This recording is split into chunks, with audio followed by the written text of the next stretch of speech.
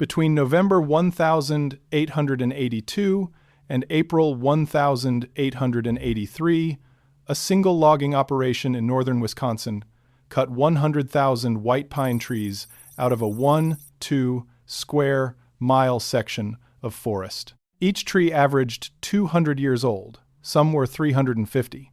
The total volume of timber felled in those 5 months was 75 million board feet, enough to build 5,000 American houses. The crew that did this work was 280 men. They worked outdoors in temperatures that often dropped to 30 below zero.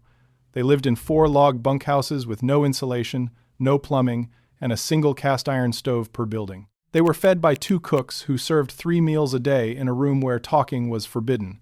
The man in charge was a foreman who kept his daily production logs in a leather-bound book, 800 trees a day.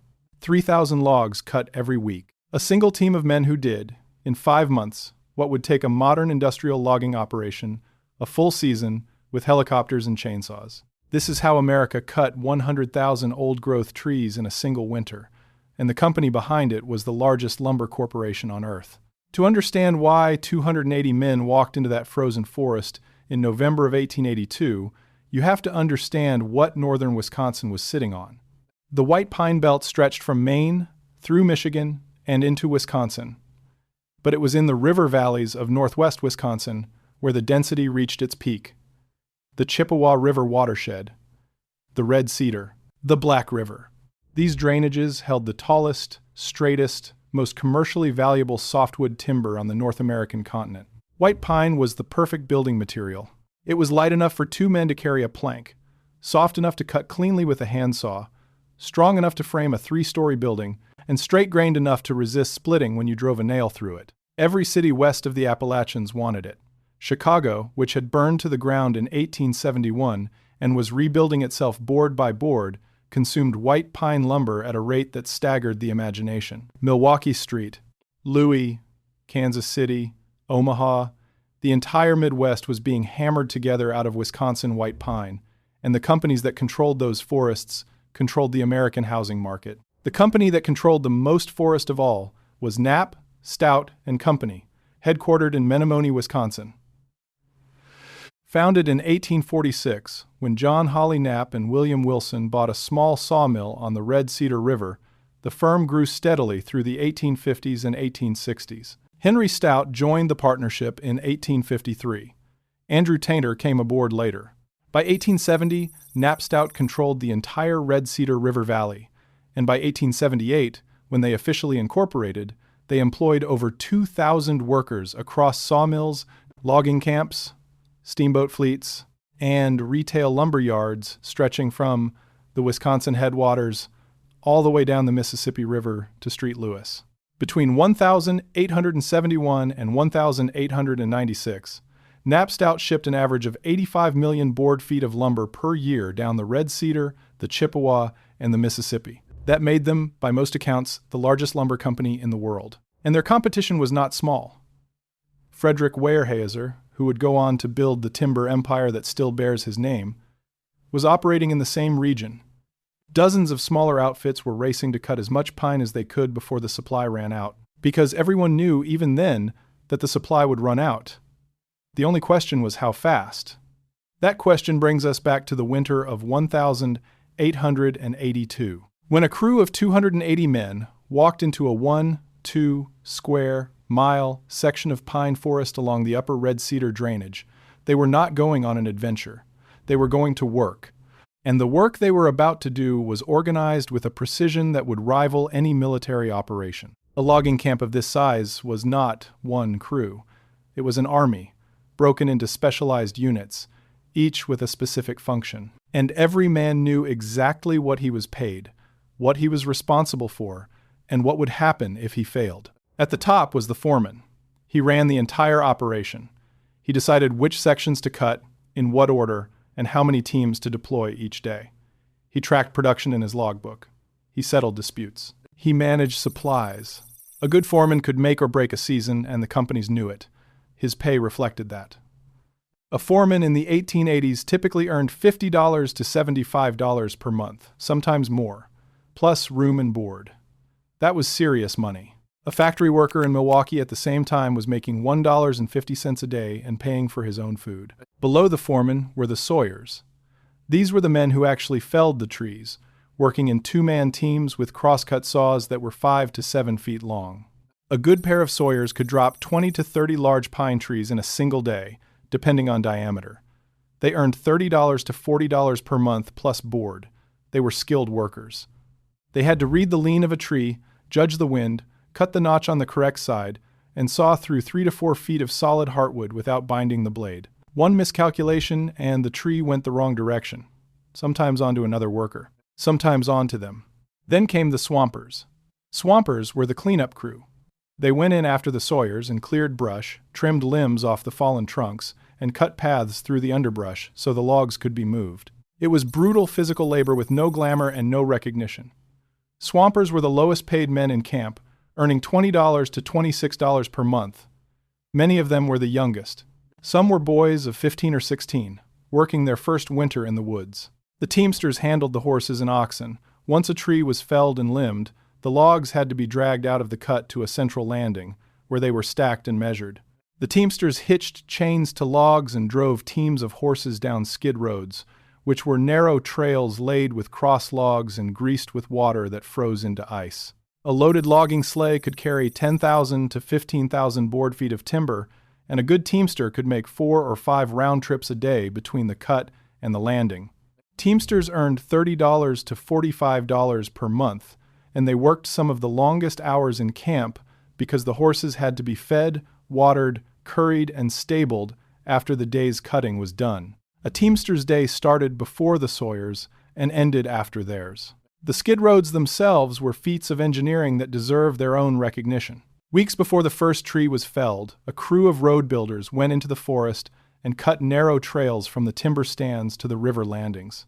They laid cross logs every few feet along the path, like railroad ties, creating a corduroy surface that the sleigh runners could slide across. Then, every night during the cutting season, a man called the road icer walked the entire length of each skid road with a water tank mounted on a sleigh, spraying the trail with water that froze overnight into a smooth sheet of ice.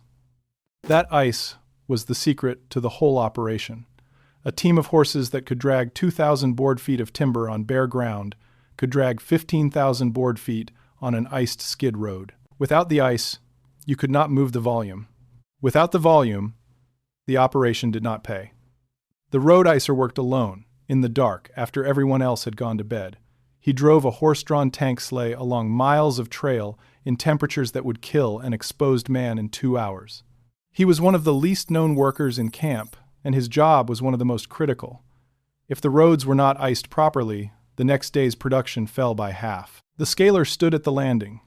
His job was to measure every log that arrived, record its length and diameter, and calculate the board feet it contained. Scaling was how the company tracked production. Every number that went into the foreman's logbook passed through the scaler's hands first. A scaler earned $35 to $50 per month and had to be literate and good with figures, which many of the other men were not. The blacksmith kept the operation running. He sharpened saws, repaired sleigh runners, reshod horses, forged new chain links, and fixed anything made of metal. A camp blacksmith worked in a low log building near the stable, and his forge burned from dawn until well after dark. He earned $40 to $60 per month, and a camp without a good blacksmith might as well not have saws. And then there were the cooks. In a camp of 280 men, the cooks were arguably the most important people in the entire operation. These men fed the crew 3 times a day, every day, for 5 months straight. Breakfast at 4, 30 inches the morning. Dinner at noon, often packed in tin pails and carried to the cut because there was no time to walk back to camp. Supper at 6, 0 inches the evening after the men had walked back from the day's work. The food had to be hot, it had to be plentiful, and it had to be ready on time. A camp cook who fell behind schedule could slow down an entire operation. A cook who served bad food could cause a mutiny. The meals were enormous by any standard. Salt pork, beans, bread, potatoes, molasses, dried fruit, and if the cook was good, fresh beef or venison. Some accounts describe a single camp consuming 300 pounds of flour per week, 200 pounds of pork, and 50 pounds of sugar. Coffee was brewed in 5-gallon kettles. Pancakes were made on griddles the size of tabletops. The cook and his assistants worked from 3:00 the morning until 9 at night, 7 days a week, and a skilled cook could command $40 to $60 per month, the same as a blacksmith, because the companies knew that good food was the only thing standing between a productive crew and a disaster. There was one rule in the cookhouse that every man obeyed without exception. You did not talk during meals, you sat down, you ate. You asked for food to be passed if you needed it, and that was all. The cooks wanted the men through the line and back to work as quickly as possible. Every minute spent talking was a minute not spent eating, and every minute not spent eating was a minute the cooks lost for cleanup and the next meal's preparation. The silence in a camp dining hall of 280 men, all chewing, all reaching for bread, all drinking coffee, is something almost impossible to picture today. Now, let me tell you who these men were. The workforce in a Wisconsin pine camp of the 1880s was overwhelmingly immigrant. Scandinavians dominated. Norwegians, Swedes, Finns, and Danes made up the majority of the crews in the Chippewa and Red Cedar valleys. Many of them had arrived in America within the previous 5 years. They came from farming and fishing communities in northern Europe where the winters were familiar, where the cold was something they understood in their bones. They took logging work because it paid more than farmhand wages, because it provided room and board during the months when outdoor farm work was impossible, and because the lumber companies recruited them aggressively, sending agents to immigrant communities in Milwaukee, Minneapolis, and Chicago with promises of steady pay and 3 hot meals a day. Irish and German workers filled out the camps, along with some French Canadians who had been working the northern timber since before Wisconsin was a state. A scattering of Native American men from the Menominee and Ojibwe nations worked the camps as well, particularly as river drivers, where their knowledge of the waterways was unmatched.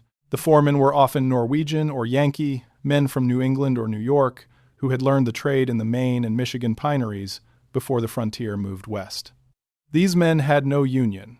They had no contract beyond a handshake. If a man was injured and could not work, he was sent home with whatever wages he had earned to that point. There was no compensation for lost time, no pension, no disability payment. The company's obligation ended the moment a man could no longer swing an axe. Now, let me tell you what a day looked like. At 4:00 the morning, the cookie, who was the cook's assistant, lit the fires in the bunkhouses and the cookhouse. By 4:30, the triangle outside the cookhouse door was rung, and 280 men rolled out of their bunks. The bunkhouses were log structures, roughly 30 by 60 feet, with double-tiered wooden bunks lining both walls and a cast-iron stove in the center. The men slept on straw ticks, which are mattresses stuffed with hay that went flat within a week and were rarely replaced during the season. The air inside was suffocating. Sweat-soaked wool, wood smoke, tobacco, unwashed bodies, and the acrid smell of clothes drying on lines strung from the rafters. Lice were constant. Bed bugs were constant. The only relief came from boiling your clothes on Sunday, which was your one day off, and even that did not always work. By 5, the men were fed and walking to the cut. Some sections were a mile or more from camp. In December and January, you walked in total darkness. The temperature at 5:00 the morning in northern Wisconsin in January was often 20 to 30 degrees below 0 Fahrenheit. Your boots froze stiff overnight. Your wool mittens crackled when you bent your fingers.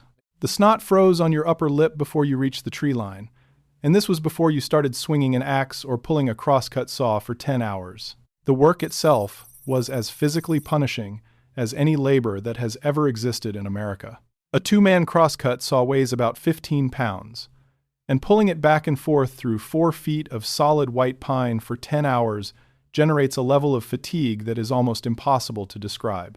The sawyers would notch the felling side of the tree with axes first, then begin the back cut with the crosscut. A large white pine, 3 to 4 feet in diameter, might take 20 to 40 minutes to bring down, depending on the wood and the conditions.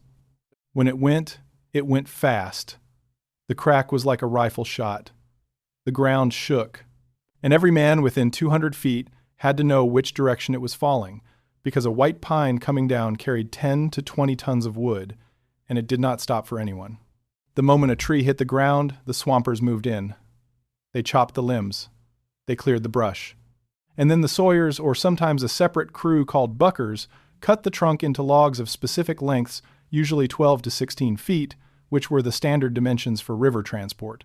Each log was measured by the scaler and marked with the company's brand, a stamp hammered into the end grain that identified who owned it. In a river system where a dozen companies might be floating logs at the same time, that brand was everything. It was how you got paid. 800 trees a day. That was the number this crew hit, day after day, from November through March. Think about that. 800 trees, each one 100 to 150 feet tall, each one 200 years old, each one taking 20 to 40 minutes to fell. Across dozens of two-man teams working simultaneously in a forest so dense you could barely see 50 yards in front of you. The sound was unending. The crack of axes, the rhythmic rasp of crosscut saws, the explosion of a tree hitting frozen ground, horses snorting, chains clanking, men shouting warnings, and underneath all of it, the deep silence of snow absorbing everything, the quiet that settled between each fall, the few seconds when no one moved and no one spoke, and the only sound was the wind in the canopy of the trees that were still standing. 3,000 logs per week went to the landing. They were stacked in enormous piles, sometimes 20 feet high, on the banks of the nearest river or stream. They sat there, frozen, waiting. Everything waited for the spring. When the men walked back to camp at dusk, the work was not over. Every teamster had to feed, water, and curry his horses before he could eat his own supper. The teamsters took enormous pride in their animals. They argued about whose team was strongest, told lies about how smart their horses were, and treated those animals with a care they rarely extended to themselves. A horse that went lame was a disaster. Horses were expensive, difficult to replace in the middle of a season, and essential to every log that moved from stump to landing. After supper, the men returned to the bunkhouse to sharpen saws, repair harnesses, mend socks and mittens, and dry their clothes over the stove. The bunkhouse at night was a steam room.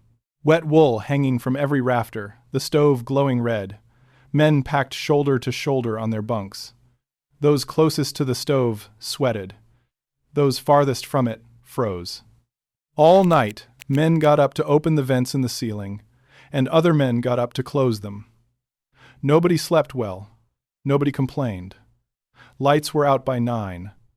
At 4:00 the morning, the cookie lit the fires again, and it started over. On Sundays, the men boiled their clothes in wooden tubs to kill the lice. They mended what needed mending. Some played cribbage. Some played fiddle or harmonica, and the music that drifted out of those bunkhouses was the music of the old country, Norwegian folk songs, Swedish hymns, Irish ballads brought across the Atlantic and carried into the Wisconsin woods by men who would never go home again. Saturday nights, if the men stayed in camp, there were poker games and sometimes dancing, with the men tying flour sack aprons around their waists to identify who was leading. But the winter held dangers that no amount of skill could eliminate. The most feared killer in the Wisconsin pine camps was the widowmaker. A widowmaker was a dead branch, sometimes an entire dead tree top, lodged in the canopy above the cut. When a sawyer felled a live tree, the vibration could shake loose a widowmaker 80 feet above his head. It came down without warning.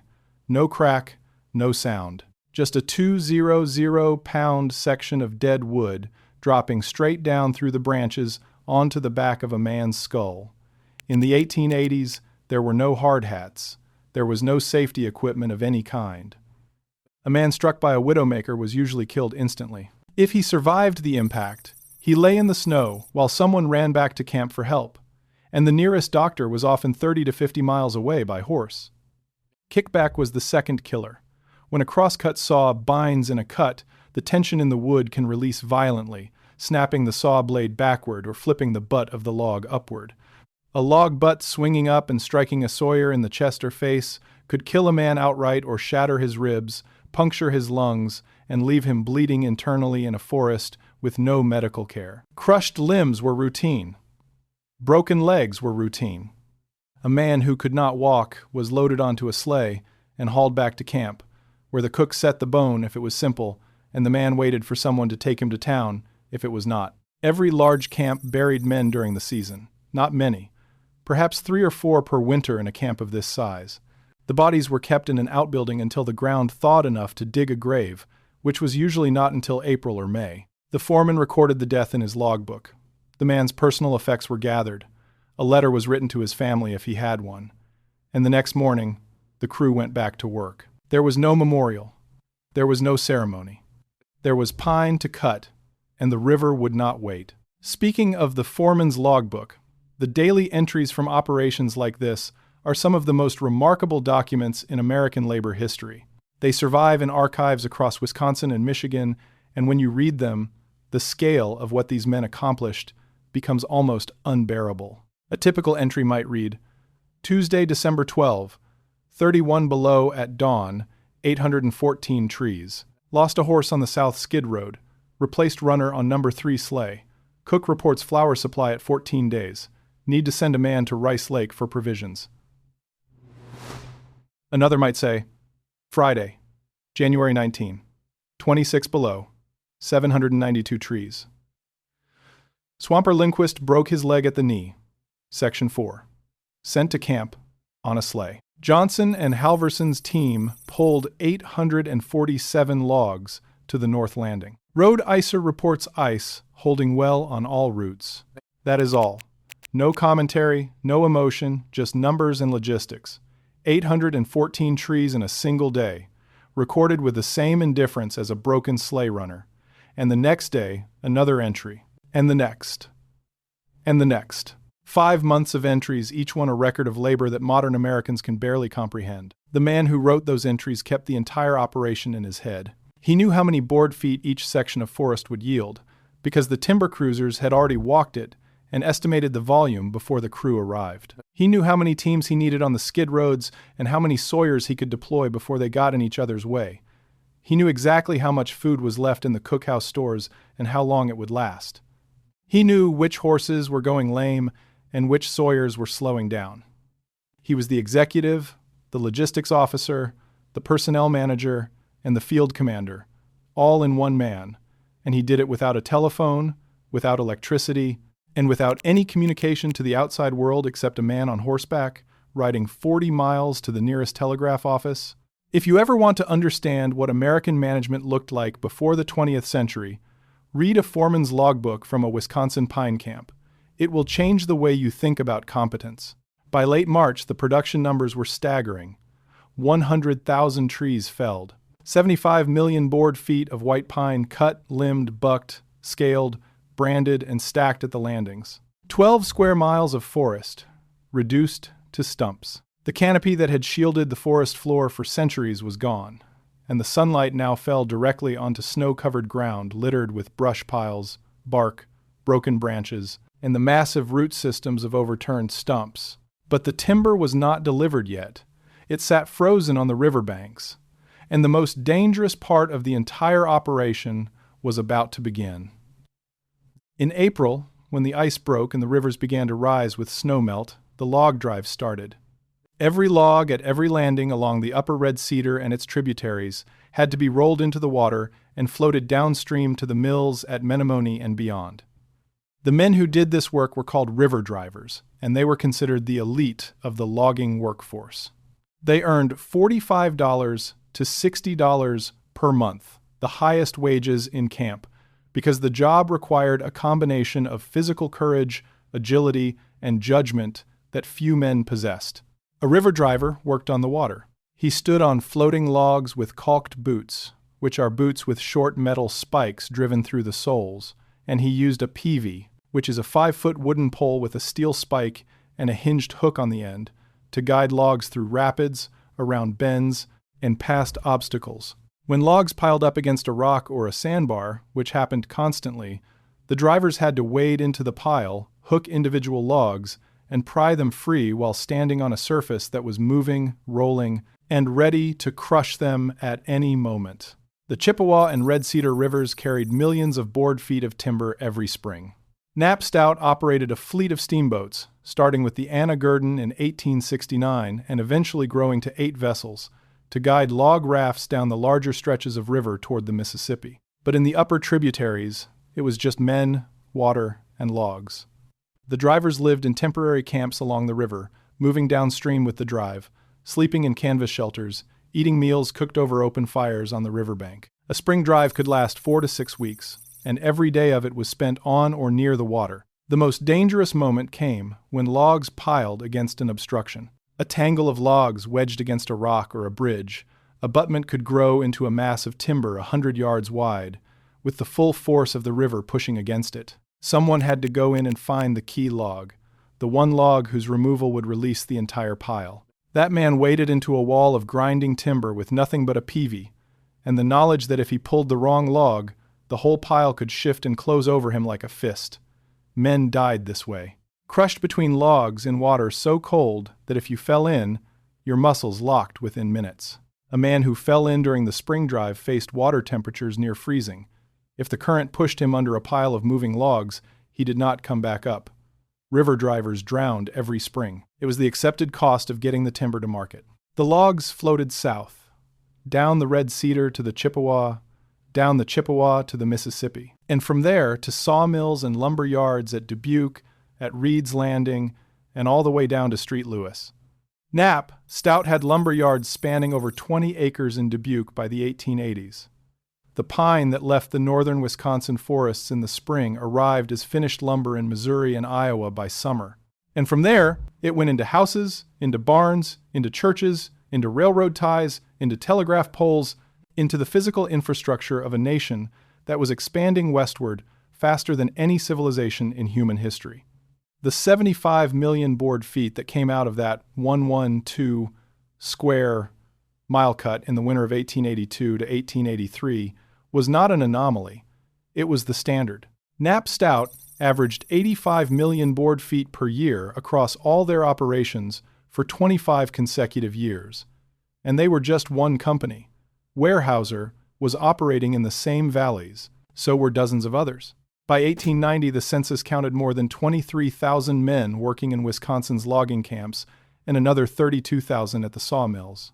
Every winter, those men occupied nearly 450 camps scattered across the northern tier of the state. Every spring, they drove their timber downstream to more than 1,000 mills. The result was the most productive, most efficient, and most total destruction of a forest ecosystem that the modern world had ever seen. To put the scale in perspective, the amount of pine harvested from the Black River Valley alone, just one of several major logging regions in the state, could have built a boardwalk 9 feet wide and 4 inches thick around the entire circumference of the earth. That is not a metaphor. That is arithmetic. Logging and lumbering employed a quarter of all working Wisconsinites in the 1890s. It was not an industry. It was the industry. The state's economy, its railroad network, its towns, its tax base, everything was built on the backs of men pulling cross-cut saws through white pine. In 1892, Wisconsin hit peak production, over 4 billion board feet of white pine lumber in a single year. That is a number so large it becomes meaningless unless you anchor it in something physical. 40 billion board feet is enough lumber to build roughly 265,000 American houses in 1 year, from one state. But the pine was finite. Everyone knew it. The timber cruisers could see it, the foreman could see it, the companies could see it, and rather than slow down, they accelerated. Between 1,883 and 1,900, Knapp Stout sold off nearly 275,000 acres of cutover land and shifted their operations south to Arkansas and Missouri, where the forests were still intact. Other companies did the same. Frederick Weyerhaeuser moved his capital to the Pacific Northwest, where the Douglas fir forests seemed as inexhaustible as the Wisconsin pine once had. By 1900, the average diameter of white pine trees being harvested in Wisconsin had dropped to 5 inches. 5 inches. These were saplings. The giants, the 203 50-year-old trees that the 280-man crew had cut in the winter of 1882, were gone. All of them. Not mostly gone, not nearly gone, gone. By 1920, white pine was effectively wiped out across the state. What was left behind was the cutover. Millions of acres of stumps, piles, and exposed soil that could not support farming and could not regenerate forest without help. The lumber companies tried to sell the land to immigrant farmers, advertising rich soil beneath the stumps. It was a lie, or close to one. The soil was sandy and acidic, stripped of the organic layer that the old forest had spent centuries building. Families who bought cutover land in northern Wisconsin in the early 1900s faced some of the most difficult farming conditions in the United States. Many failed. The stumps alone were a nightmare. A single white pine stump, 3 to 4 feet across, with roots radiating 20 feet in every direction, could take a man and a team of horses an entire day to remove. And there were hundreds of stumps per acre. Families spent years clearing land that, once cleared, produced mediocre crops on soil that was never meant to grow wheat or corn. Fires, fed by the enormous piles of dried branches and bark left behind by the loggers, swept through the cutover repeatedly, destroying whatever regrowth had managed to start. The town of Peshtigo, Wisconsin, had already shown what those fires could do. In 1871, the same night as the Great Chicago Fire, a firestorm driven by slash and drought killed an estimated 1,200 to 2,500 people in Peshtigo and the surrounding area, making it the deadliest wildfire in American history. The cutover created the conditions for fires like that across the entire northern third of the state. If you subscribe to this channel, you already know that the stories we tell here are about the cost of progress. This one is no different. The original forests of Wisconsin covered approximately 30 million acres, about 86% of the state. By 1915, after 6 decades of industrial logging, only 380,000 acres of timberland remained. That is a drop from 86% to roughly 1%. In a single human lifetime, the most magnificent pine forest in the Great Lakes region was converted into lumber and shipped south to build a civilization. The men who did the converting were paid $26 to $60 per month, depending on their role. Many of them were not paid in actual money.